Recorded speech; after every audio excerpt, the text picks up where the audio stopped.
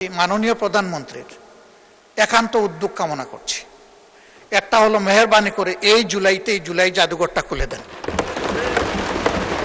যে 96-এ একসাথে আমরা জোট করি নাই, জোট হয়েছে বিএনপির সাথে, এর বাইরে কারো সাথে এর আগে আমাদের জোট ছিল না। যদি বলা হয় এটা 1 থেকে 100 পর্যন্ত পুরাটা মিথ্যা। যাদের কারণে আজকের এই সংসদ, তাদের প্রতি আমাদের অবশ্যই দায়বদ্ধতা রয়েছে। মাননীয় বিরোধী দলীয় নেতা ডক্টর মোহাম্মদ শফিকুর রহমান, আপনার সময় 8 মিনিট। ধন্যবাদ আপনাকে। ওইদিকে 10 মিনিট 12 মিনিট দিয়ে আমাকে 8 মিনিট দিয়েছেন, আমাকে না দিলেও হবে না। মাননীয় নেতা, উনাদের 2 জন বক্তা মাত্র, ঠিক আছে, মানে থ্যাংক ইউ টাইমের পরিমাণ এদিকে বেশি। আমি জুলাই সম্পর্কে কথা শুনতে চেয়েছিলাম, কিন্তু দুঃখজনকভাবে অনেকে পিছনের দিকে দৌড়াইতে গিয়ে 96 পর্যন্ত গেলেন। আর একটু গেলে 91 পর্যন্ত যেতে পারতেন। 96-তে থেমে গেলেন কেন? 96-এর ব্যাখ্যা দিয়েছেন চমৎকারভাবে, যে 96-এ একসাথে আমরা জোট করি নাই, জোট হয়েছে বিএনপির সাথে, এর বাইরে কারো সাথে এর আগে আমাদের জোট ছিল না। যদি বলা হয় এটা 1 থেকে 100 পর্যন্ত পুরাটা মিথ্যা। এটা ইতিহাস জানার কমতি, এটা রাজনীতিতে অনভিজ্ঞতা।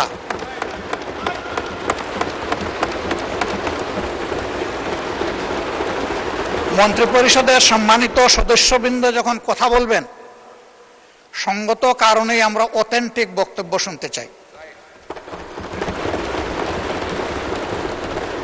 96 কেন হয়েছিল সেই কথা আজকে আমি যাব না, তাহলে আমিও 96-এর দিকে দৌড়াবো।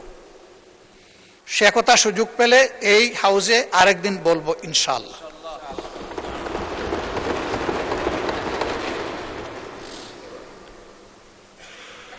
আমার আরেকজন মাননীয় প্রতিমন্ত্রী তিনি বলেছেন,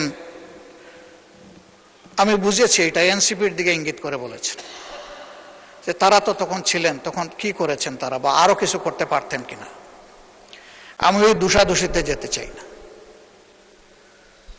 এই ব্যাপারে এনসিপির আহ্বায়ক বক্তব্য রেখেছেন এবং চমৎকার করে বলেছেন যে আমরা এটা করেছি, ওইটা করেছি, আরো করা দরকার ছিল, আমরা পারি নাই, এখন আপনারা করেন। এটাই হওয়া উচিত।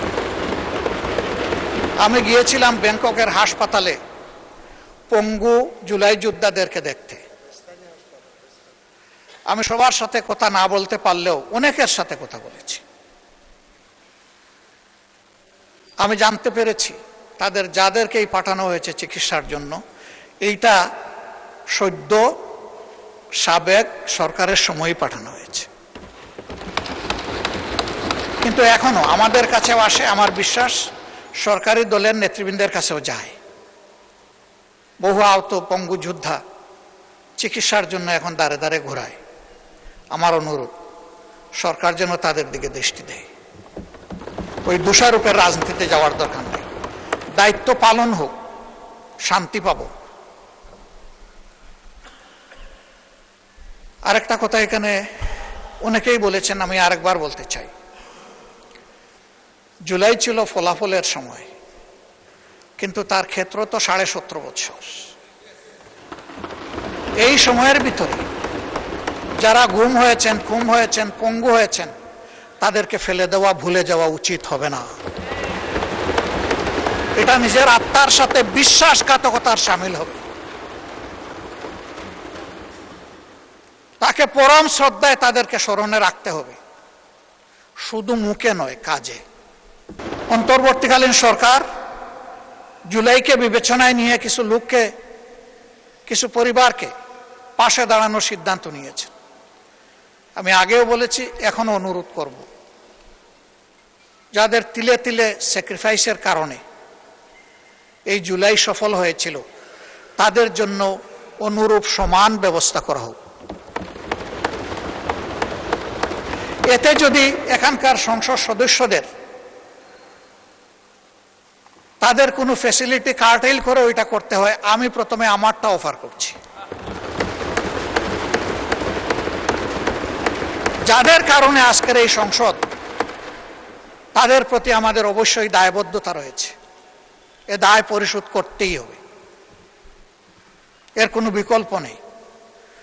শুধু জুলাইয়ের পঙ্গু নয়, সেই সময়ের পঙ্গুরা, আহতরা, গুলিবিদ্ধরা, যারা এখনো পিলেট আর বুলেট নিজের বডিতে নিয়ে তারা ঘুরাচ্ছেন, দিনরাত যন্ত্রণায় কাতরাচ্ছেন, কারো ঘাড়ে, কারো কোমরে, কারো বুকে, এগুলার সাক্ষী আমরা সবাই।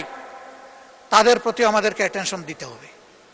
তাহলে আগামীতে এই দেশে বেশি বেশি করে বীর জন্ম নেবে ইনশাআল্লাহ।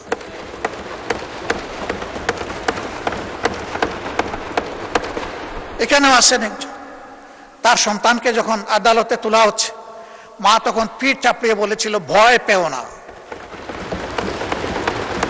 সেই মারা এগিয়ে আসবে। কিন্তু আমরা যদি বিস্মৃত হয়ে যাই, তাদেরকে যদি আমরা ফেলে দেই, তাহলে এটা হবে না। আমি দুইটা প্রতিষ্ঠানের প্রতি মাননীয় প্রধানমন্ত্রীর একান্ত উদ্যোগ কামনা করছি। একটা হলো, মেহেরবানি করে এই জুলাইতেই জুলাই জাদুঘরটা খুলে দেন। যদি কিছু কাজ বাকিও থাকে তাও খুলে দেন। এই রিনোভেশন, এডিশন, ডিডাকশন, এটা কন্টিনিউয়াস প্রসেস, এটা চলতে থাকুক, কিন্তু জুলাই জাদুঘরটা খুলে দেন। আপনি উদ্বোধন করবেন, আমাদেরকে দাওয়াত দিলে আমরাও আপনার পাশে থাকব। জুলাই ফাউন্ডেশন, এটা জুলাই যোদ্ধাদেরকে সাপোর্ট দেওয়ার জন্য, সম্মান দেখানোর জন্য একটা ফাউন্ডেশন হয়েছে। আমি ব্যতীত শুনে, যদি এটা সঠিক হয়ে থাকে, এই ফাউন্ডেশনের কর্মচারী কর্মকর্তারা গত 5 মাস ধরে তারা কোনো বেতন পান না। আমি এটা জানি না ভাই, আমি যেটা জানি না সেটা আমি বলবো কিভাবে? আমার একান্ত অনুরোধ, সরকার এই প্রতিষ্ঠানটাকে যেন আরো প্রাণবন্ত করে তোলে।